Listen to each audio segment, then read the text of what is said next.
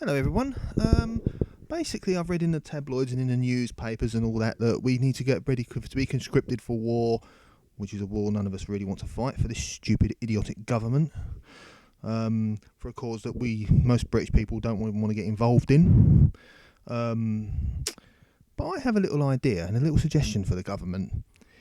If, and I say this, if there is a war, shall we say, why don't they, excuse me, just a bit of wind there, why don't they get all of the criminals, all the violent criminals from prison, all of the illegal immigrants over here, put them on the front line, give them a few weapons each, give them a few weapons, just get some army, get the army to teach them how to use them, although it's not that difficult to do, to be fair, and just send them to the front line. If ever there's a conscription for a war, just send all the violent criminals and all the illegal immigrants to the front line.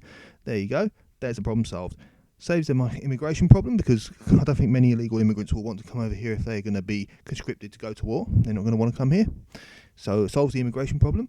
It will solve it will solve prisons, because it will solve the prison crisis, because a load of more prison cells will be freed up, and it will also solve. And also, there's another little suggestion here for the government. Why don't we bring back national service? All these violent criminal gangs that you get around the streets, dealing drugs and all that shit. Why don't we put them on the front? Why don't we put them in for national service? So then they can be army reserves, and then that gives them something useful to do in their miserable lives. So all of criminal gangs can be all on the front line, can all be conscripted to the front line if need be. With the fact that these illegal migrants over here and all these violent criminals who, have nothing to do in their miserable lives apart from sit in their cells, just put them on the front line, put them out to war.